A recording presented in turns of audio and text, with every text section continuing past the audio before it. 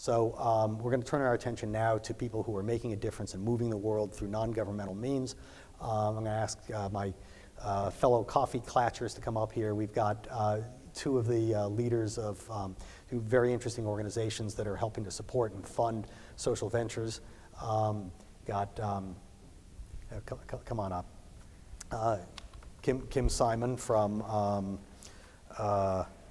here you go, this is proof I'm getting old, New Profit, and Kelly Ramirez from Social, let me get it right, Social Enterprise Greenhouse here in Rhode Island. So we're going to do a little talking about where this ecosystem is going and coming from to do things in a non-governmental context. And then we've got a whole bunch of young brown entrepreneurs who are going to tell us what they're doing. And then we've even got some adult entrepreneurs who are going to tell us what they're doing. And then we'll finish off the day with a number of really interesting speakers who are going to talk with us about the issue that I mentioned in passing. In a marketized world, how do we make sure that the needs of those who are least served by the market are actually being met? So we'll get started with this stuff, and we're going to be talking about social venture and entrepreneurship for the rest of the day. So let's come on up here. And I've got a mic for each of you. Okay. You just push this thing up, and there you go. All right. So for starters, let's hear a little bit about your organizations. Kim, tell us about New Profit. Okay, and let's just do a quick time check. How long are we doing this collectively? Why don't we chat for about 15 minutes and then start bringing the students up. Okay, I want to manage myself here. So hi, everyone. I got a chance to meet a few folks at our table, and it's a really interesting group of people here. Thank you for inviting me. I am from New Profit. We are a nonprofit that is a venture philanthropy fund. So we raise philanthropic dollars, and we find great social sector entrepreneurs and help them scale up their impact through a combination of grants, strategy support, help building leadership teams, and the like. We have been going for about 20 years now, and we're totally focused on levers of opportunity in the US. So early childhood experience, education, K-12, higher ed, workforce development, health. And I'll just put out a couple of ideas about what we're thinking about now. One is that just helping great social entrepreneurs scale their program models will never fundamentally solve problems. So we've been thinking a lot about how we build on that to fundamentally reshape systems. And the other thing that we've been working on a lot is the way that the social sector has replicated a lot of the biases of our broader culture, including racism and other forms of implicit bias. So how do we actually tackle those inside social entrepreneurship and philanthropy to unleash the power of many leaders who might not fit into the traditional boxes? Great. Hi, everyone. Whoa, it's pretty loud. Is there a way I don't to think turn that, this I don't think Okay. there is. Actually, can you hear me without the mic? Can everyone hear me? Okay, great. I'm Kelly Ramirez. I'm the CEO of Social Enterprise Greenhouse. We're also a nonprofit. We've been doing what we do for about 8 years. And we're a social enterprise ecosystem builder. So we're sort of an accelerator and more. We have a co-working space. We manage a loan fund. We do a lot of work linking university students to opportunities with our portfolio ventures. We really try to meet the entrepreneurs where they're at and provide them the supports that they need. We're weaker on the capital access side, actually. That's a piece that we're really trying to figure out. And in 8 years, we've worked with more than 500 social enterprises, mainly in Rhode Island. It's about a 50-50 mix of for-profit, nonprofit models. We're definitely skewing more towards for-profit now, and I'll follow Kim's lead and just talk a little bit about what we're thinking about. I would say when we got started, we were very purist in what we considered a social enterprise, you know, and I would say, oh, it's all about the intention, and now we're really thinking about the role that business can play in driving social change. So we're now working with mainstream businesses and encouraging them to move towards more social enterprise-like behavior. and really not thinking about it as CSR, but more corporate shared value. And you know, we've really come to this realization that the change that we need cannot be achieved by social enterprises and nonprofits alone, that we really need to engage business. And business, you know, really, a lot of businesses really are having a positive impact on society. So what's the difference between CSR and businesses having a positive impact on the one hand and social venture on the other? Is there a difference?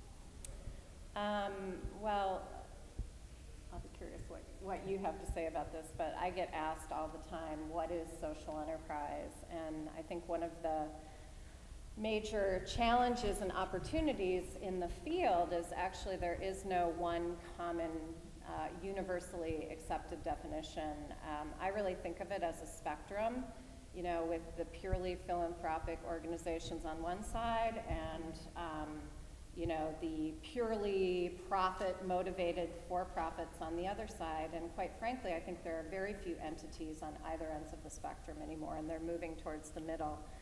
And so, you know, I may live in my very idealist bubble, but I really see more and more businesses embedding social impact into their strategic decision-making and not thinking of mission and money as an either-or, but rather, you know, being more impact-oriented as a way to improve their profit outcomes as well.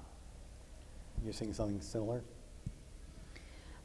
I think so. I mean, we are not as strong on engaging business as Kelly is, and in fact, we've thought a lot about how we do get government to behave differently and have spent much more time on that piece. But one of the interesting things that we've discovered is that although we look for viable economic models for the organizations that we work with from the get-go, those often have a philanthropic component, and that for some of the work that we've been doing, there isn't really a viable revenue model for a long time until there is. And so thinking about the business proposition of some of this work is a way of actually halting it if that standard is applied, if there's a return standard applied too early on. So I think your point earlier about the boundaries collapsing is absolutely right, and there's a lot of reinvention, and in particular, I think just a flurry of activity creating much more interesting and important tools to help organizations with all different forms at all different stages. That's just starting. We need more, but I think we're seeing it unfold. So how is that different from traditional charity? Charity's obviously been around for a long time. So what's different about this model? Well, for us, I think what we're focused on is how we actually solve problems at scale. And so from a funder standpoint, the impulse isn't just to give back or because someone has a charitable proposition so much as how do we fundamentally address these kinds of challenges in a way that gets the biggest return on our investment, which isn't a cash return, it's an impact return. So that is really an investment mindset that isn't incompatible with the idea of charity, but it is fundamentally organized in a different way. Well, so how important is financial return to that? There's a famous quote by Herb Simon, who is the chairman of Nixon's Council of Economic Advisors, something that can't go on forever won't. Right? And that's a problem that good activities frequently run into, right? I mean, there's only so long you can run a deficit before it ceases to be something you can continue doing. So how are you helping to mitigate that problem? And at what point can you say, you know, we don't care about the money, this is really about something that's good? And at what point do you have to stop saying that because we just can't continue throwing good money after bad? Well, so I'll briefly answer, and then I'd like to hear about what's happening here. I mean, for the organizations we work with, they have to have a viable economic model. That doesn't mean that it's profitable. It means that they have to, at least through some combination of fees and contracts and donations, be able to have a recurring revenue stream to get whatever is done that they need to get done. But the other thing that I'd say is that what we're working on are a lot of the models and ideas that have been in recent years connected to the idea of pay for performance, sometimes social impact bonds, which is usually not a very good name. It's not really what they are, but the idea that what we're doing is preventing expenditure down the line, which is in some ways a more useful way of thinking about these things that connect to core public services. Yeah. So I'll say from my perspective, we're a great example of an organization that is never going to be 100% self-sustaining. We just recently got a pretty significant grant to hire a consultant to help us look at our business model as an impact accelerator, because so many impact accelerators are struggling with their own business models, and we're the ones that are supposed to be teaching these social enterprises how to be sustainable. But really, you know, this question of, there are very few social enterprises on the nonprofit side that we see that will ever be self-sustaining just from a revenue generating perspective. And that's not the point, you know, like I think about a social service agency here locally, Amos House, and they run a catering company, a construction company, a packaged baked goods company, and the purpose of those businesses is to train and employ the population that they serve, which are people struggling with addiction and homeless people.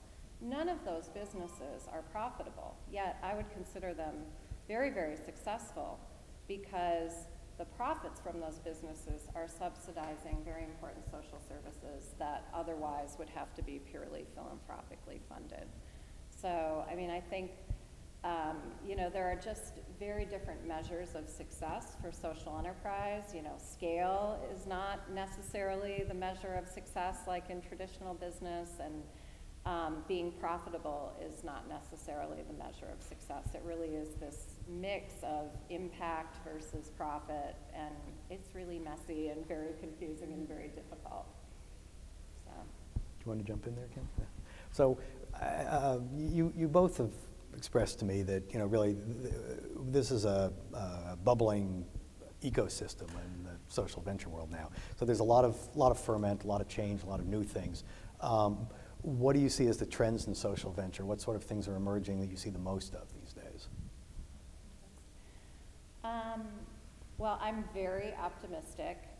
When I got started with this work about 8 years ago, you know, I was very actively trying to work with government and say, hey, this is really important grassroots economic development work that we're doing. And, you know, they'd be like, oh, there's that tree hugger again, you know. And meanwhile, fast forward 8 years, and we're getting state funding we're getting workforce development money, which has very traditionally been focused on training people for existing jobs. And now they're saying, okay, well, training entrepreneurs is actually a way that we can train people to create their own jobs and hopefully create jobs for others. So I would say that is one thing. I think that the economic development powers that be are starting to understand that this is a path to create a more inclusive economy. And then, you know, just to talk about the very overused sort of trends with millennials. I mean, it really is the millennials that are driving this work, and you'll hear from some of them shortly. But so much of our entrepreneurial pipeline and our talent pipeline in this ecosystem are students and recent alums, and they want purpose in their life, and they are really what's at the core of driving, I think, many of the businesses that we're seeing moving in the right direction to do that, because they're the market. So a couple of trends. One, I'd say, is actually thinking about systems entrepreneurship. And what I really like about that is that for earlier stage entrepreneurs to begin to think about the systems they're operating in earlier on. When we started New Profit 20 years ago, we had organization leaders saying, we want to be in 10 cities, 20 cities, we want to be in every major metro market, and then we'll figure out how to tackle the systems levers. And so the growth goals were pretty disconnected from any understanding of how to actually drive the systems change piece. Now those things are getting integrated upstream. And the other one, I'd say, is actually focusing on connecting the incredible insight and energy of younger leaders and leaders coming from the communities that they want to serve with the big, big bets in philanthropy. And so you hear about the Giving Pledge donors and the sort of big bet idea of deploying $50 million or $100 million all at once. How does that connect up to people making change in their local communities? It's not totally obvious, but we're starting to see a bunch of ways of doing it. We have created 3 accelerators ourselves in the past few years, one focused on women social entrepreneurs, one on entrepreneurs of color, and the other Unlock Futures with John Legend, focusing on social entrepreneurs who are coming out of the justice system. Actually not for-profit and nonprofit. So if you had to look forward 20 to 30 years and take one guess at what's the big bet on what the world's going to look like in your area, what is that? So I think technology is going to continue to change everything, and the generation of social entrepreneurs that we started with have not had technology at the center of their efforts, and I think human relationships will always matter. But I do think we're just starting to see the ability to deploy technology for social benefit in a way that will be, unrecognizable 20 years from now. Yeah. Any thoughts on what that looks like? I think Like that the there are question people out earlier, here I'm who gonna have that answer. predict- I'm going to kick predict it the to world. them. All right. Kelly? That's a very good segue, but my hope is that in 20 years we won't be talking about social entrepreneurship, because all entrepreneurship will be social entrepreneurship. So. Yeah. Well, that's something to look forward to. Before we bring the student entrepreneurs up here, any questions from the audience for our guests here? You want to know anything in particular we didn't cover about social entrepreneurship and where it's headed? Feel free to ask any questions you got. Just a little thing like that. Yeah. Well, it's post-lunch, I guess. Okay, so we're going to get some further discussion going. We've got some really interesting people here starting really, really wonderful things. As I mentioned last night, I've had a chance to talk with each of our student innovators here and setting up the conference, and it's just fascinating what they're doing, how they came to doing what they're doing, and the differences they're making, and the kinds of contributions they've already made at this point in their lives. It's in a way depressing to be this old and realize that all of you have done 5 times more than we're ever going to do. On the other hand, it's very inspiring, and I hope that the next hour or so is going to be really inspiring for everybody hearing from all the folks here about what they are doing. So let's bring up, we're going to have a parade of innovators here. And what we'd like to do, I've talked about this with each of them, but just to remind you, we're going to have each of them come up here and give us a 5-minute pitch. They're all very good at giving pitches, apparently. That's how they've gotten their organizations going. So they're going to tell us in very short form what it is they've done, how they came to do it, and the impact it's having. And then we're going to ask them to come sit down with us for a couple of minutes and talk a little bit more with Kelly and Kim about their enterprise and what lessons the rest of you can draw from them. So I don't have my program with me, but I know that Stephanie was the first person listed. Is she here? Do we have the famous... She's not here yet? Okay, because she's apparently like the dean of Brown Student Entrepreneurs. So who do we have next on the list who is here?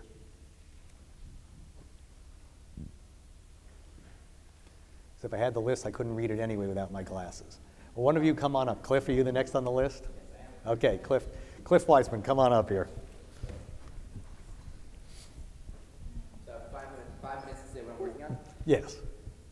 Tell us everything we need to know in 5 Everything minutes. you need to know. Okay, so we are post-lunch, which is always a low-energy environment, so I'm going to raise the energy in here. Hopefully that's okay with everybody. This is usually the best way of doing it. Hi, my name is Cliff. I just graduated from Brown University, and I worked on a project called Speechify. Basically, the way I ended up working on this project is I am super dyslexic. So growing up, the thing I wanted to do more than anything else is read Harry Potter. And I couldn't, because every time I tried, I fall asleep. We were talking before about kind of what people do, and when I was little, I was very ambitious. I wanted to be, I grew up in Israel. I wanted to be Prime Minister of Israel.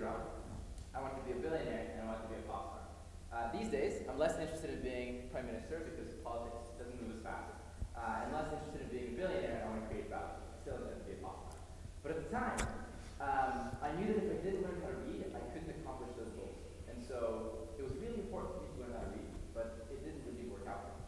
And so one day my dad took pity on me and decided to read Harry Potter to me.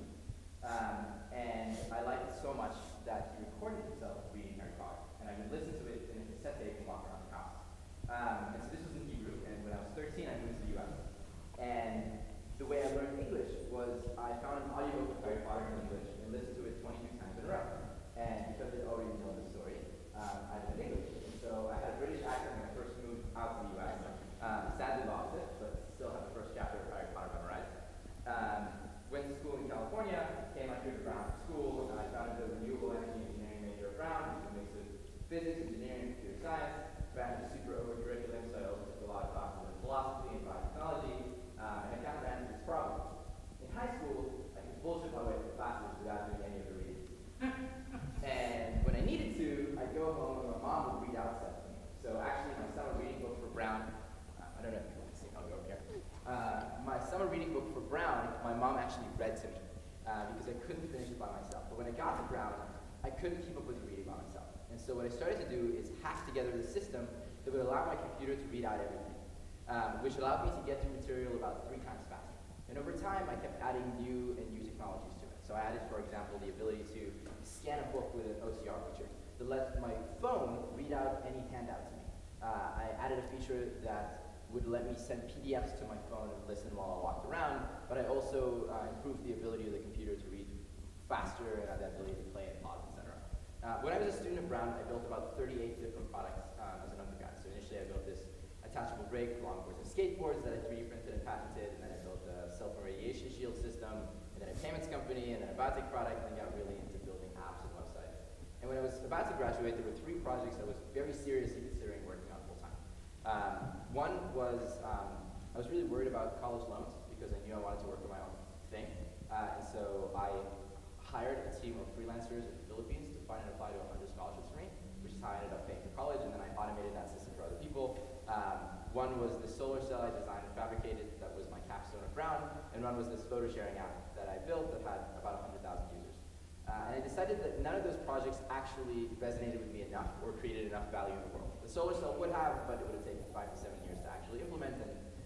And who has 5 to 7 years? Yeah, exactly. Lifetime. And so I decided I had to work on something that had to do with technology, and specifically be digital, because that would allow me to move fast and actually have an impact quickly. And so I was fortunate enough to have 2 professors at Brown sponsor me to stay for an additional year as a visiting scholar. And during that time, I just built more projects. And while I was doing this, research came out talking about the application of deep learning to text-to-speech. Deep learning is a subcategory of artificial intelligence that is really good at pattern recognition. And so I could use it to do text-to-speech of a much higher quality than anything that existed before. And historically, it seemed that very few other dyslexic people used text-to-speech to the level that I did. And mainly it was because the user experience for existing software was just horrible. And so I made a video in the past showing people how to use the system I built.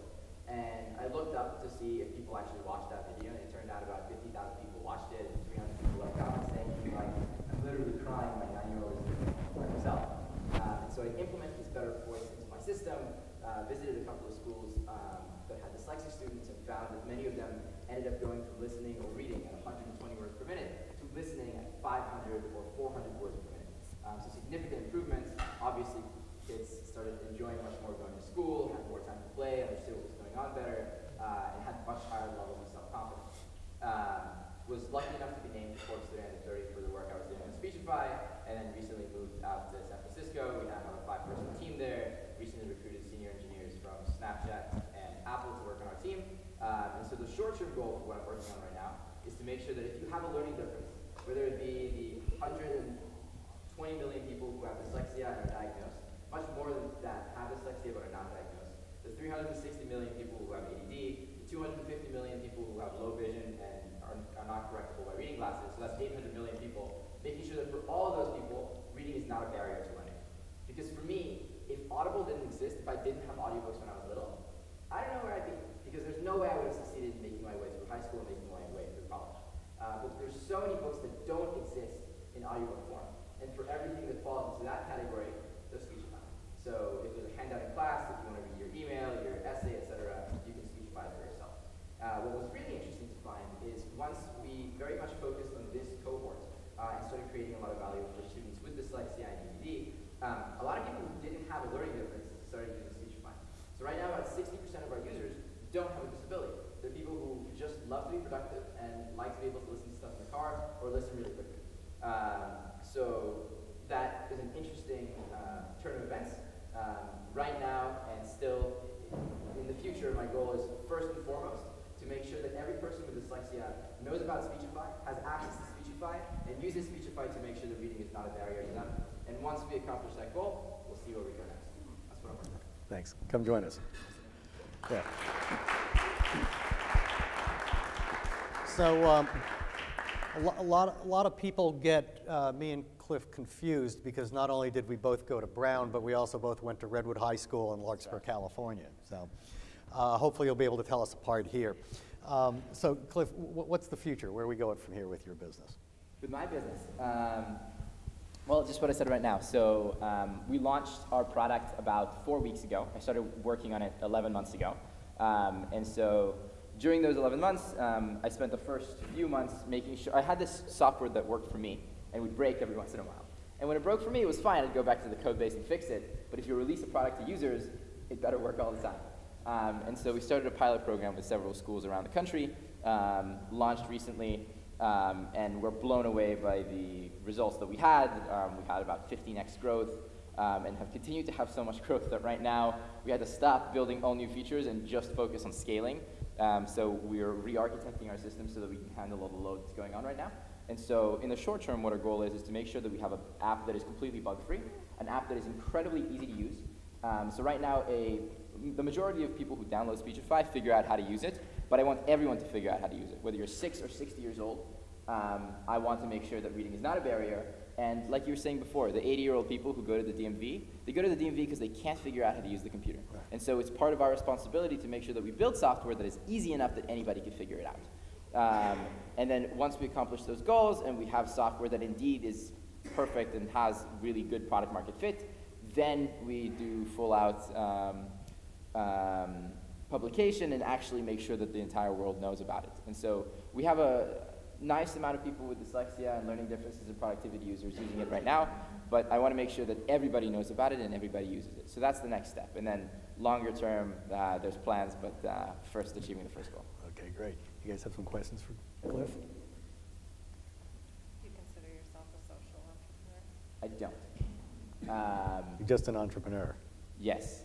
Are you social? I'm very social. I love talking. No, not social. Oh, my question was if he considers himself a social entrepreneur, because this is an issue for us. As we have expanded the number of accelerators that we have, we've been attracting entrepreneurs that are not self-identifying as social entrepreneurs. And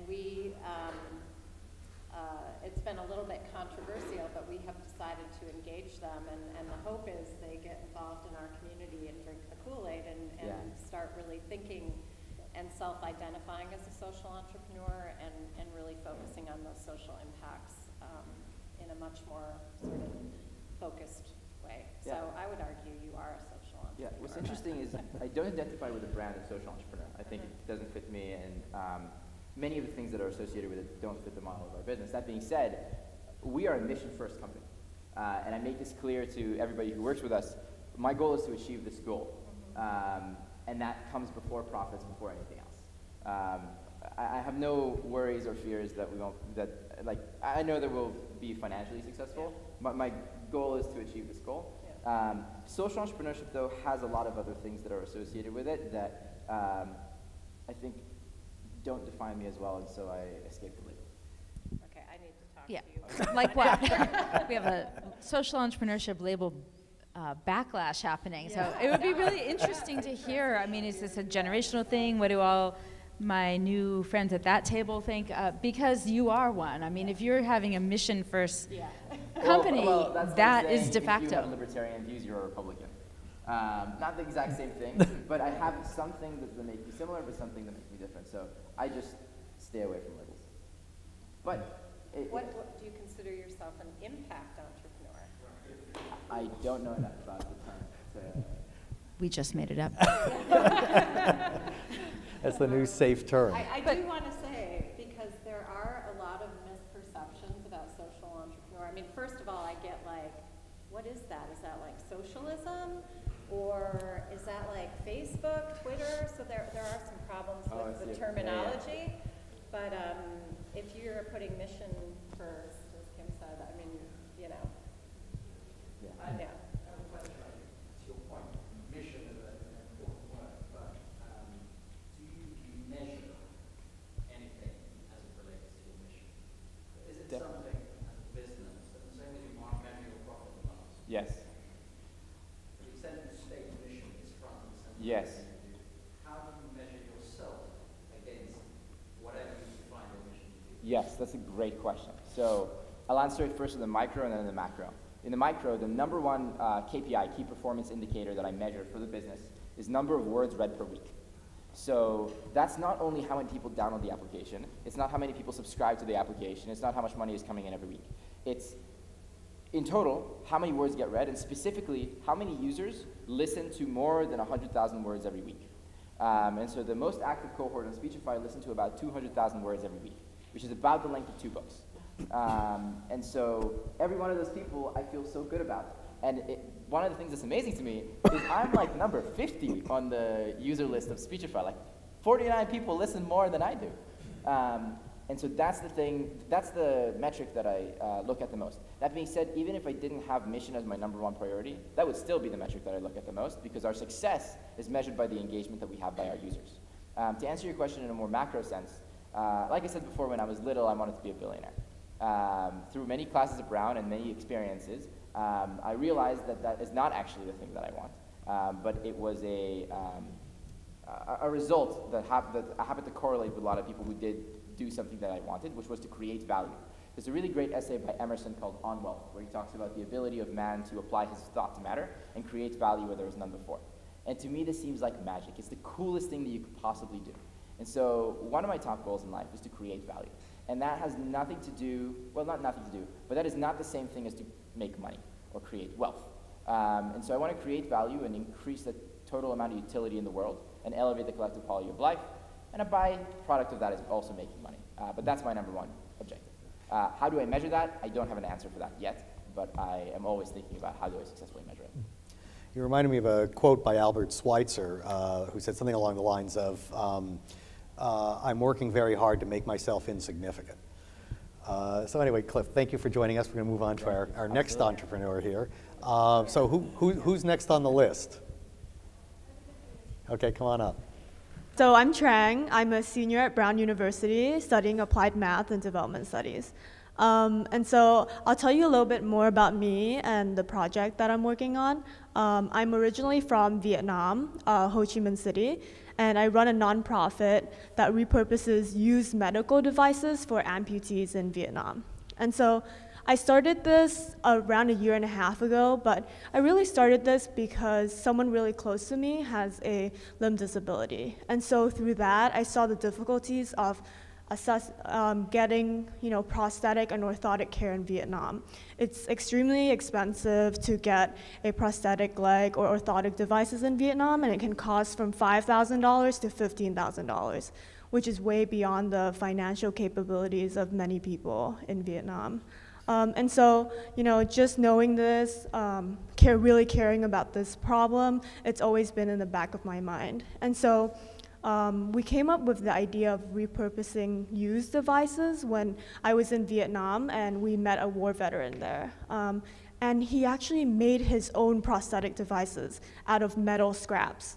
And we were like amazed and really inspired by this because he didn't have a lot of resources, just used it to create his own leg. We were amazed at his, willingness and, will to walk again. And so we thought, there must be a lot of used devices in the U.S. that cannot be reused. And so our team came back to America. We study here, and so we started contacting a lot of clinics, and we started validating that, oh, whoa, there is this huge supply of used medical devices, especially prosthetic legs that are not being used. And so either it's from patients who've outgrown them, who have insurance and don't need them anymore.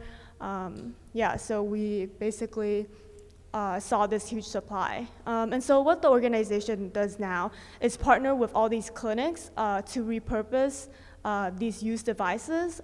We partner with the largest orthopedic and prosthetic chain in the US, and they have over 700 clinics in the US. And we're in 22 of their Northeast clinics right now. And in Vietnam, we work with the largest orthopedic hospital there to re-customize these prosthetics for amputees at a fraction of the cost of a new one. So our business model is we charge $200 per prosthetic leg compared to the $5,000 to $15,000 price point, and this $200 covers the cost of re-customizing the leg for the hospital, as well as our transportation and logistic fees. So that's how the business works. Come join us. So to the point that Kim and Kelly were making, your business model, it's sustainable, but it's not a for-profit. So tell us something about that. Yeah, exactly.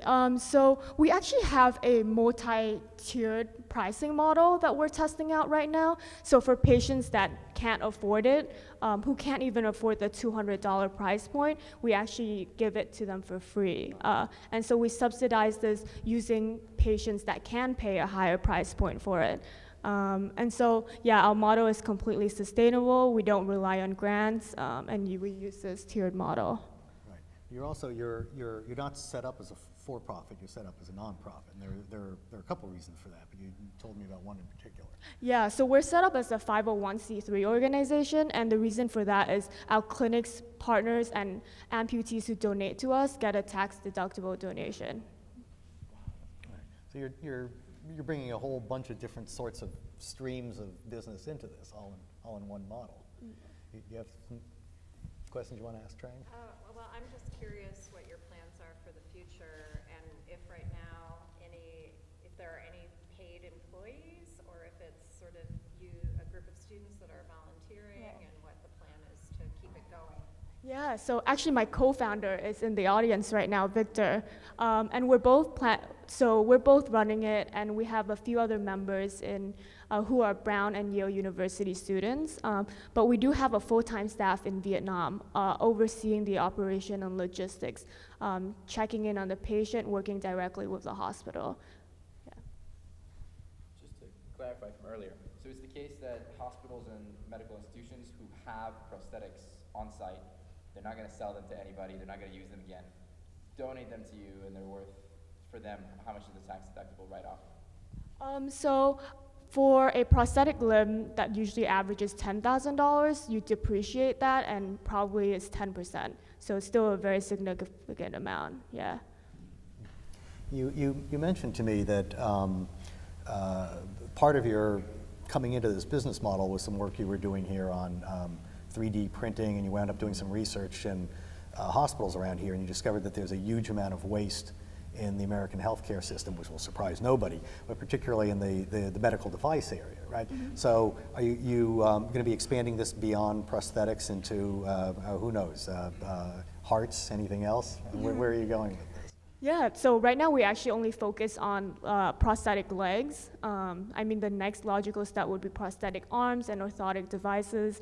But this year, I think we're focusing more on expanding to the other clinics in the U.S. And becoming kind of the the go-to organization to donate for prosthetic limbs in the US. Because what we've seen in the system is a lot of individual doctors have kind of gone on mission trips, like once a year in the summer, they would bring 10 legs to a country like Vietnam and fit 10 patients and then come back. But there's no system that repurposes all this waste and streamlines this process.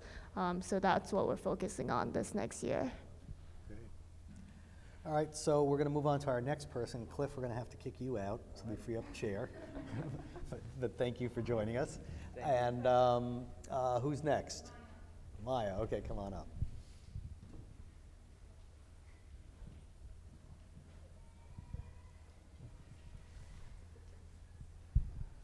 Hello, everyone. So my name is Maya. I am a senior at Brown University, and I started a venture called Kulisha, which is actually also about repurposing waste, a very different type of waste. I study environmental studies, and my company, Kulisha, takes organic waste and converts it into insect protein that is then used as sustainable protein for use in animal feeds. So I'm basically a bug farmer. And the way this venture started, I started with 2 other co-founders. We were learning a lot about overfishing. So everybody's heard oceans are really overfished. There are basically no more fish left in our oceans. But something we didn't know was that the majority, or not the majority, but a huge proportion of these wild-caught fish are going to feeding land-based animals. So we're literally catching fish from the oceans, anchovies, sardines, grinding them up, and then feeding them to our pets, cats and dogs, but also chickens, farmed fish, swine even, and in some cases, cattle. So this was ridiculous. These fish that could be going towards human consumption were rather going to feed higher valued farmed animals, in many cases farmed fish.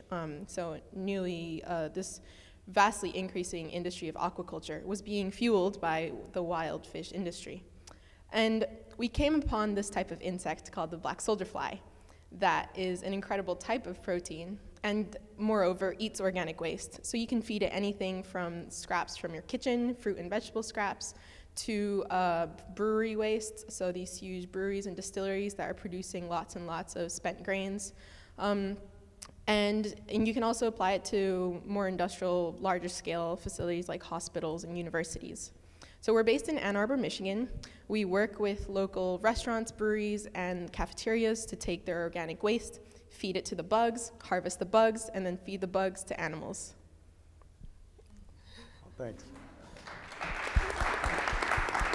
Yeah, so it's good news for everybody here. You drink a beer and you're helping to clean up the environment. So keep it up. Now, one thing that struck me about your story, but comes up with a lot of the folks who are here, is the kind of serendipitous nature of stumbling into what you've wound up discovering is a great thing to do. You didn't set out to become a bug farmer. I'm not sure you even set out to save the environment, but you've wound up doing that. So how does that process work? That's a really good question. Honestly, I don't have a great answer because it was just that. It was serendipitous, and I could barely pronounce the word entrepreneurship like a year ago.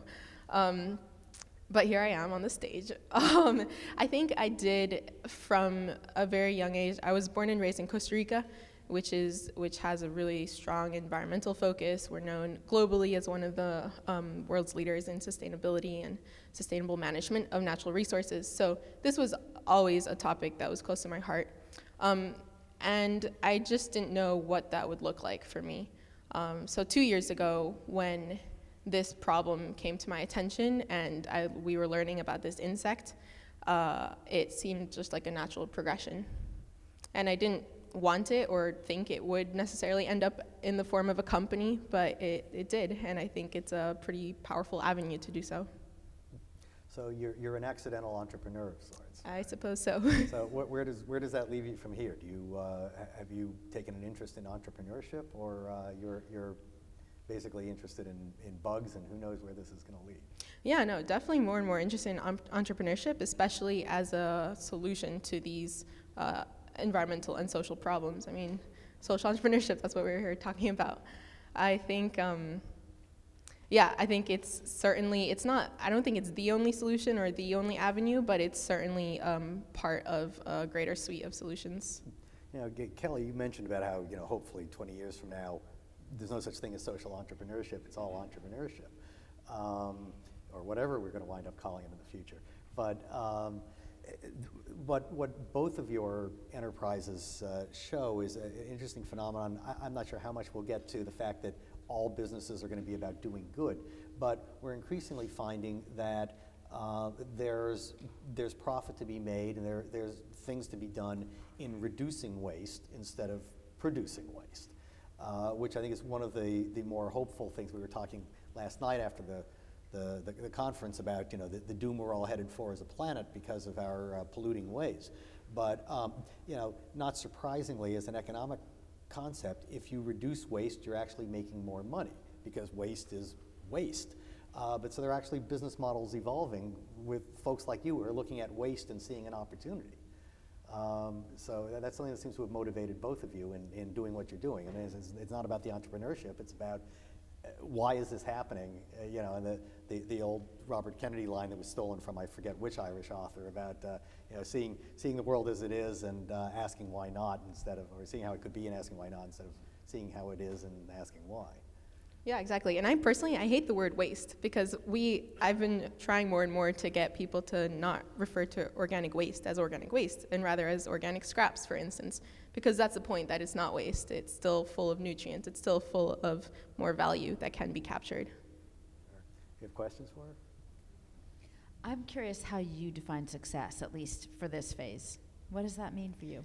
That is a great question. I think, yeah, I think our metrics are, we're tackling a truly global issue. So it's hard to say whether if we've sold this amount of bugs, if that is considered successful, if we need to fully replace fish meal to be considered a success.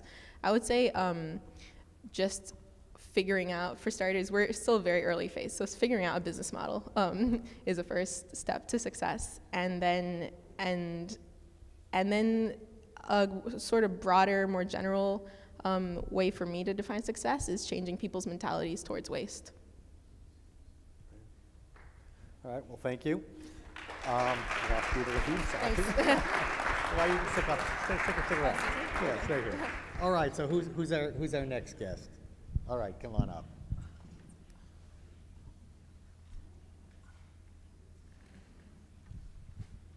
How you doing? Hello, everyone. My name is Richard Park, and I'm a co-founder of a company called Tech Against Assault. So what we do as biomedical engineers is we've developed a bioindicator that can detect biomarkers of sexual activity. And what we want to do with this indicator is introduce it into the forensic medical examination for sexual assault survivors. The reason why this is important requires a little bit of background. That background is if a survivor of sexual assault today seeks medical care, they'll go to a hospital and receive the sexual assault forensic medical examination.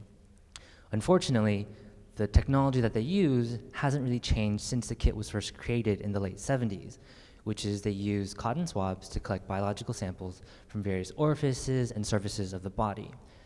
That swab then gets collected, dried, packaged, and then sent to a forensic lab for analysis. So for a survivor who's undergone this potentially re-traumatizing medical experience, they not only don't have access to that forensic evidence result, but first they have to report their assault to law enforcement. Most survivors today across the world will never report their assault to law enforcement for a variety of reasons. They don't want to engage the medical system, they don't want to engage the criminal justice system, they're undocumented, they're part of marginalized communities, et cetera, et cetera. And so you have this problem where survivors are disincentivized and are discouraged from seeking care because of a system that hasn't provided them the level of trust that they deserve. And so that's where we come in. We want to provide survivors with this immediate colorimetric change during the point of care so that they have more agency in the information that they have access to, in addition to agency over their next steps, whether it be more medical care, whether it be legal action, et cetera. Now, an interesting pivot that we've had recently is we thought, we thought previously all survivors will want to engage this and therefore will seek medical care at much greater rates than the 15% or less than 15% that they do today. And so that's where we're going for. We want to encourage more survivors to seek medical care. And then we realized, well, even if we try to encourage medical care, there are still significant populations that never want to engage any kind of system. And so we recently collaborated with the NSF on a program that we're working on to really figure out and suss out all of these details about where we fit in as a technology and where we could go. And they really put us onto this commercialization path.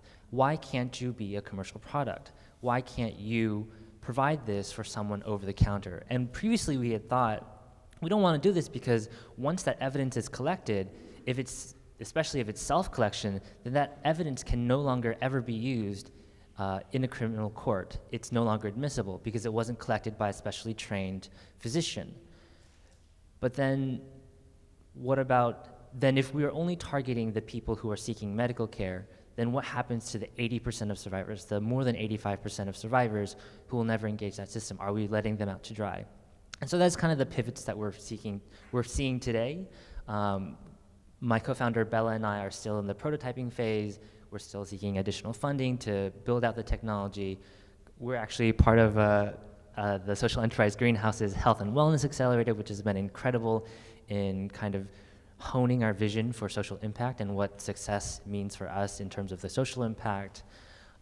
We're engaged with advisors at Brown across various aspects, and that's where we're at today.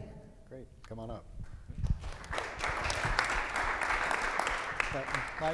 My sense from when we talked before was that, like a lot of inventors and a lot of people who do things that make a difference, you didn't set out to seek the solution to the problem.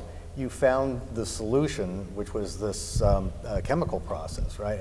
And realized that it was a solution to a problem. Absolutely. When we first started off, we had a number of ideas that we thought. We knew that we wanted our target population to be survivors of sexual assault, whether they be from marginalized communities or otherwise. What we initially thought was we would have this wonderful magic wand ambulatory service that would seek and respond as a first line of care for survivors no matter where they are. That, after speaking with nurse examiners, after speaking with the Attorney General, after speaking with our local law enforcement, after speaking with advocates, forensic labs, that was not the right path to go down. That idea was immediately shut down. But something that was brought up across the board was survivors want access to information, and they don't have that today. And so we thought, how can we provide that? And we realized the point of care is something that hasn't really changed beyond the inclusion aspect of it. So the sexual assault forensic medical examination has been in place for around 40 years. It was developed in the late 70s with the very first rape kit. And since then, the technology inside hasn't changed at all. You still use cotton swabs, you still use combs, you still use checklists to make sure you've done the steps. But in terms of the technology, that's somewhere that we thought we could make an absolute impact in ameliorating a lot of these worries and anxieties that survivors face. After talking to so many nurse examiners and other medical providers, they say the last question that survivors often ask are, what did you find? What was I raped? And that's something that a medical provider can't provide today, not only because it's legally ambiguous, but also because that information just isn't available. And so rather than go down this interesting legal pathway, we thought, how can we demonstrate that, one, there was sexual activity just in the first place?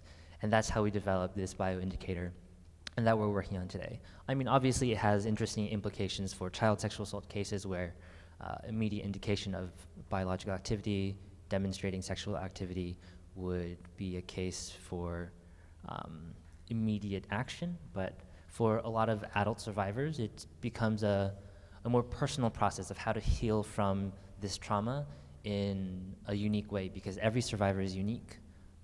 There's no one-stop shop for survivors, but we want to create an impact as much as we can. Yeah, and what are you seeing by way of impact? I mean, a recurring question here has been, what are your indicators of success and how are you hitting your metrics? What do you see on that? So one of our long-term goals, even if a survivor doesn't want to engage the system, is to try to encourage medical care. So an interesting aspect of our research with survivor groups, with advocacy groups, is that most survivors don't know that 100% of medical care related to sexual assault is completely free. And that information just isn't out there in the way that it should be. And so you can go to a healthcare center, say that you were sexually assaulted, receive excellent medical care, and not have to pay a dime because it's covered by the Violence Against Women Act. Call your representatives, make sure that that gets renewed in the coming years. And so one of our main goals is to encourage this medical care. Even though a lot of people don't want to engage with it, one of their main reasons for not engaging is simply because they don't, they feel like, one, they have to pay, they don't have insurance, or two, they don't want to be part of this system that tries to reel them in and label them. But what we found is that medical care ends up being one of the best launching points for accelerated care and self-healing.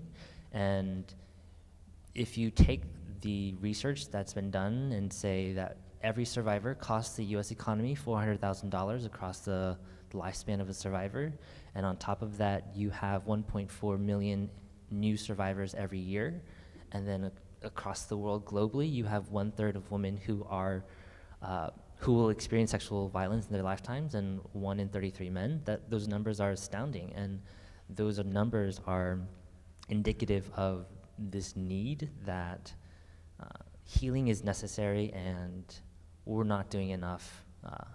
And I'm just doing my one small part as an engineer. There's obviously other great work that's being done, but that's my contribution. Great. Questions? And Kelly, you can take some credit for this. So, okay. I'm going to my systems question, which is, in order for this to work, it actually has to be something that will be deployed by care settings, hospitals, or what other kind of clinics. Have you started engaging with them, and under what circumstances will they be willing to adopt this? So we've actually, it's interesting because the level of success we've had with outreach is tiered. So there are states like Rhode Island and Massachusetts and cities like New York City that have wonderful care already in place, and so there's this great infrastructure around sexual assault survivor care, medical care, advocacy care, healing, etc. And then there are other places like Connecticut that are underdeveloped or aren't as developed as Rhode Island, Massachusetts. And we're finding more success in people willing to launch collaborations and pilots in those less developed areas because they're just more open to innovation. And so Central Mass actually is a lot more receptive than Boston. And Ontario is much more receptive than Providence. And we've had a lot of success in reaching out to those kinds of institutions where we will actually, we've actually initiated talks with the Major Forensic Lab in Ontario, which has actually the same sexual assault volume in that one province as the entirety of the US. That's an interesting statistic, which is Canada, even though it has 1/11 the population of the US, has double the number of sexual violence in terms of volume. Double the amount that's reported, I'm assuming, not necessarily the level. Actually, these statistics are released by the Office of Victim Services and offices of statistics in each of these countries. And so they do national surveys, and then they extrapolate for the entire population. And so this is both reported and unreported cases. Huh, so why is that? That's a great question. A lot of what we think is because Canada doesn't necessarily have the kind of volume of urban areas as the US. A lot of Canadian areas where sexual violence occurs are in more remote settings. And so I think that's why this problem hasn't been addressed as much on the other side of the border, in terms of also the fact that sexual assault is reported in the US about a third, and that's kind of leading in terms of the world. But Canada, the reporting rate is only around 5%. Wow. So I'll give you a slight digression here. So we have a reporter from the Brown Daily Herald present. Back years and years ago, when I was a Brown student, I was a reporter for the Brown Daily Herald, but I wound up starting a newspaper that I wouldn't quite say competed with the Herald, but it was a weekly or bi-weekly, I forget. I survived for about 5 years. But back in my day, I'll tell you, I went on the BDH website the other day, and I was very impressed that it covers a wide range of things, a lot of interesting articles, has a lot on culture and the arts around here and so forth. Back in my day, there were only 2 reasons you read the Brown Daily Herald. One was because it carried the menu for the dining halls, so you could check it in the morning and decide if it was worth even bothering to go.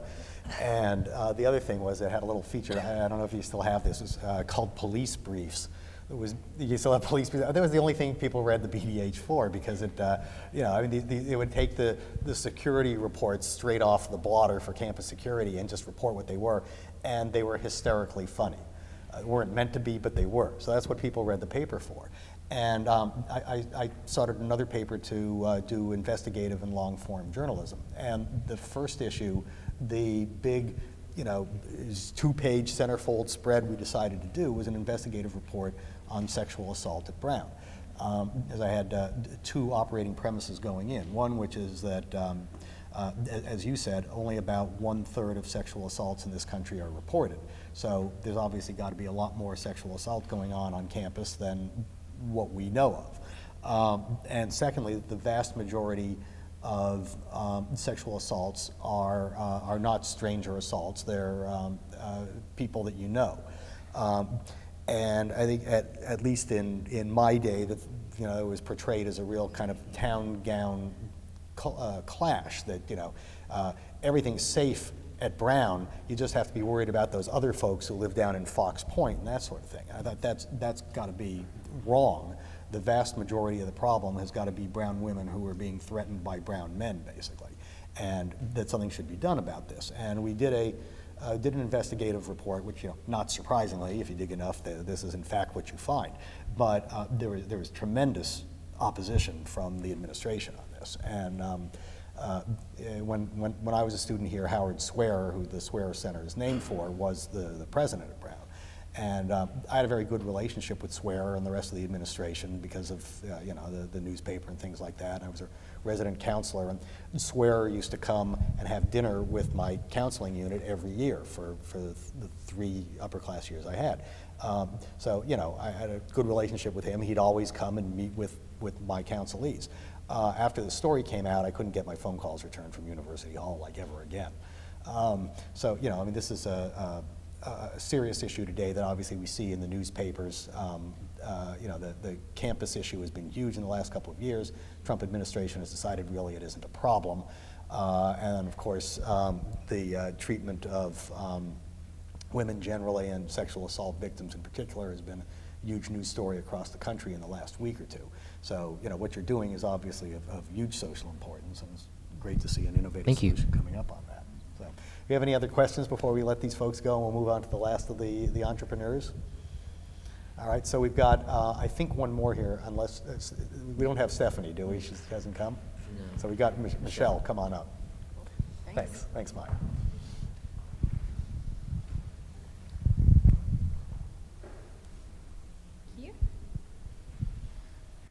Hello, everyone. My name is Michelle, and I am one of the co-creators of TechStep. And at TechStep, what we do is we build software for social workers. Essentially, the jobs of these social workers are to help their clients achieve stable housing, employment, appropriate medical care, social support, and overall well-being. So it's a really big job, and we at TechStep think it's a critically important one.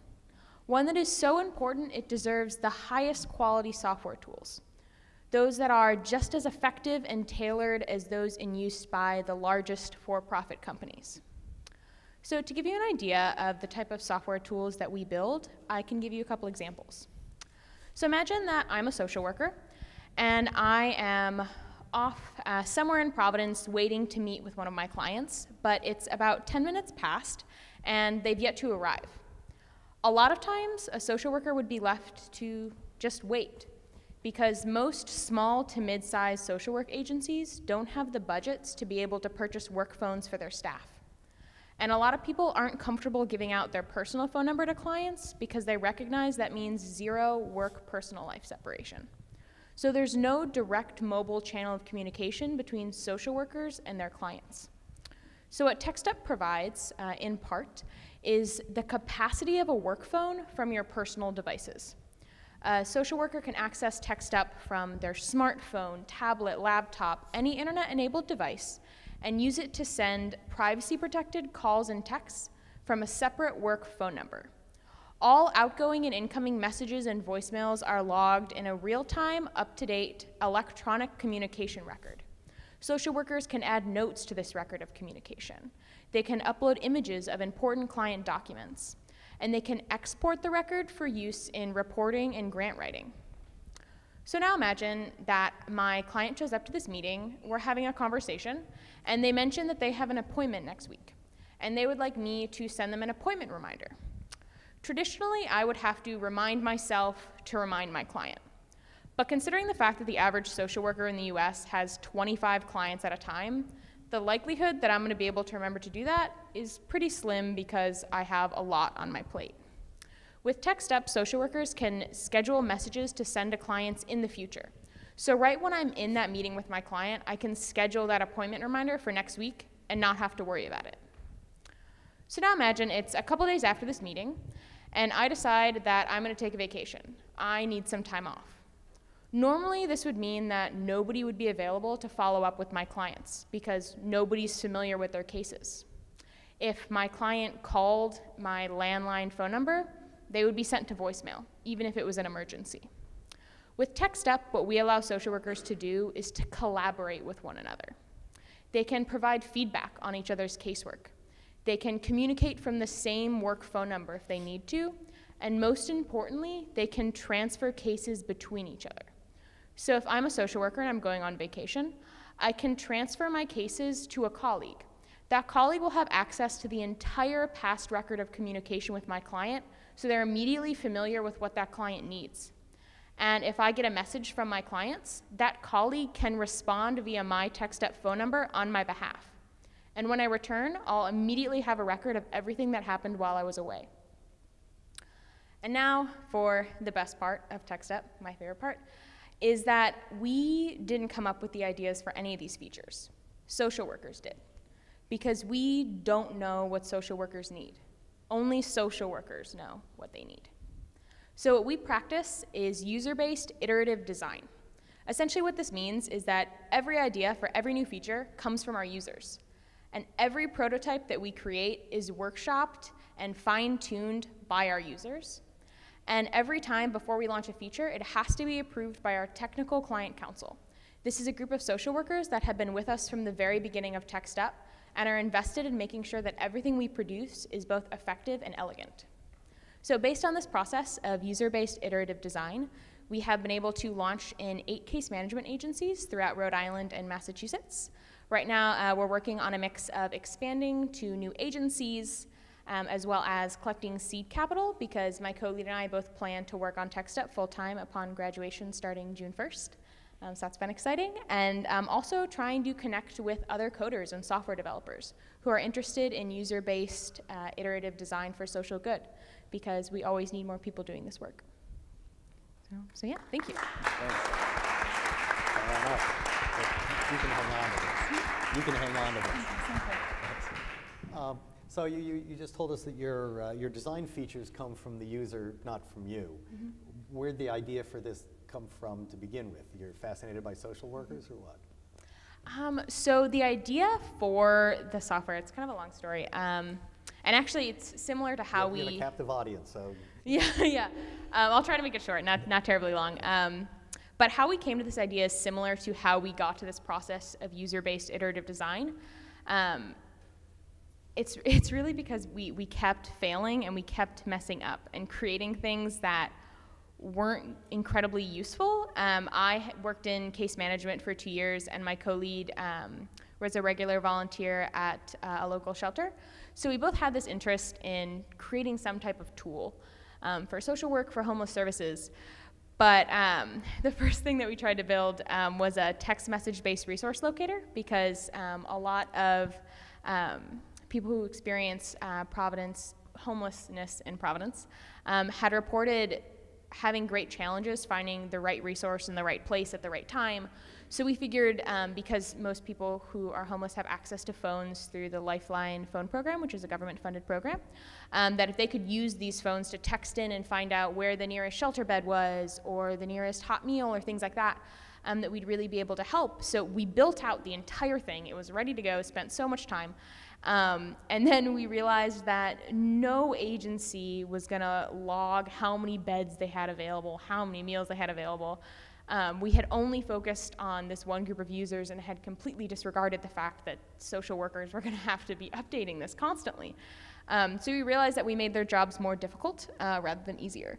So then we started having conversations with them and realized that this is where we came across the idea that they know their needs a lot better than we do, and that it was probably just easier to ask. It would have saved us a whole year. So that would have been great. But so that's how we got to building what's coined as a customer relationship management platform. In our case, it's more of client relationship management. But so that's how we got to that specific idea, was having conversations with social workers, and basically their main pain points were like low professional quality of life because they're under so much stress, and they're all siloed in these different jobs, and it's hard to have peer support. Also, there's so much administrative burden. A lot of social workers in Rhode Island have to document their time in 10-minute intervals. So that level of administrative burden, like really intense administrative burden. So basically we just realized that people didn't have enough time, they didn't have enough energy, not because they didn't care, but because they just had so much on their plate. So the more that we could do to streamline that and make that effective as possible, the more difference we could make. I see both of you have been nodding along here. How much does this track your typical social entrepreneur experience, and how might it differ? Well, your co-founder, Eric, went through our accelerator with the first idea. And, one of the things, we've been iterating our accelerator and our programs right along with the entrepreneurs that participate in them. And one of the things that we've really learned over the years is the importance of, a lot of entrepreneurs come in with a great idea and a lot of passion and varying levels of understanding of their true customer needs. So we have put that module right up front. And it's very funny because we were just having a conversation, our team, like, what's going on with Text Up? And my colleague said, oh, they've completely pivoted. Yeah. And so I'm so excited to hear about the pivot. Congratulations. Thank you. Questions? I think that putting the people with the greatest insight into a problem at the center of the solution is more and more the norm. I think one of the interesting complications here is who is the customer. So the social workers are the users, but I imagine the agencies are often the buyers. And so thinking about how to serve both of their needs is something that analogous to that a lot of the organizations and leaders we work with are doing. Yeah. Well, and how do you do that, Michelle? I mean, this is an interesting question. You're dealing more with government and in fact doing sort of a governmental service than any of the others that we've had up here. In my real life, I have a consulting business that services governments, and somebody in a similar consulting firm said to me years ago, referring to government agencies, our client base in general, you can't sell them what they need.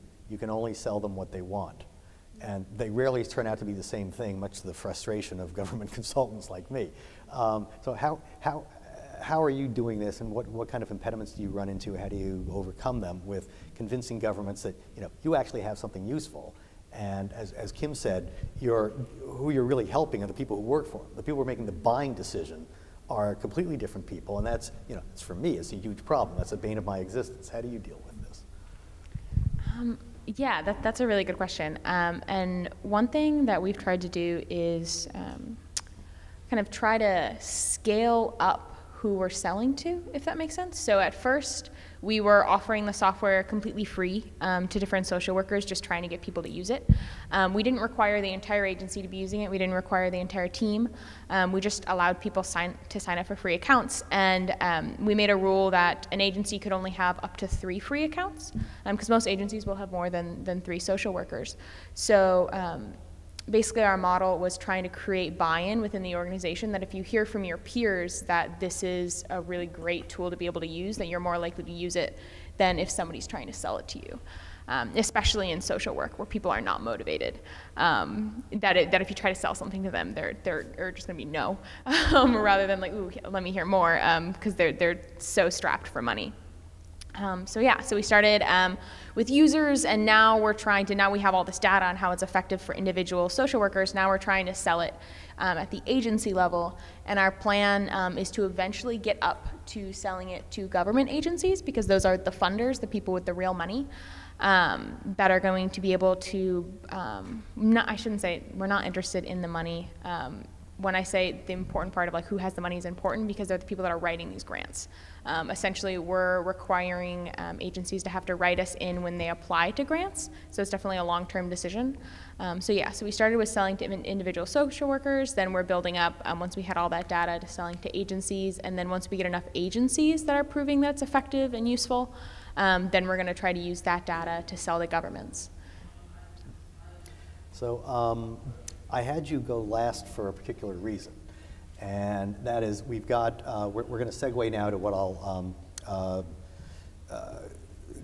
nicely call the veteran entrepreneurs as opposed to the students. And as I started putting that part of the program together, this wasn't intentional. I came across a range of people doing very interesting social entrepreneurship things, and you'll be hearing from 4 of them in a moment. Every single one of them, they're doing very different things, but all of them have one thing in common, which is they're taking a broad range of social and financial activities and putting them onto the phone. The mobile phone is the everything, and of course we all know that now. We use it for virtually everything in daily life. It's the center of the business model of the 4 business models we're going to hear from now, and doing really, really interesting things around, really changing fundamental governmental structures. And here you are doing the same thing, basically, taking the telephone to tackle a problem, which probably doesn't seem that unique to people your age because you've grown up with an umbilical cord attached to the telephone. But to me, it's quite a striking thing. So, all right, so those are our student entrepreneurs. They're all doing great work, obviously. I told you this would be the best part of the day. Does everybody agree? All right, thank you.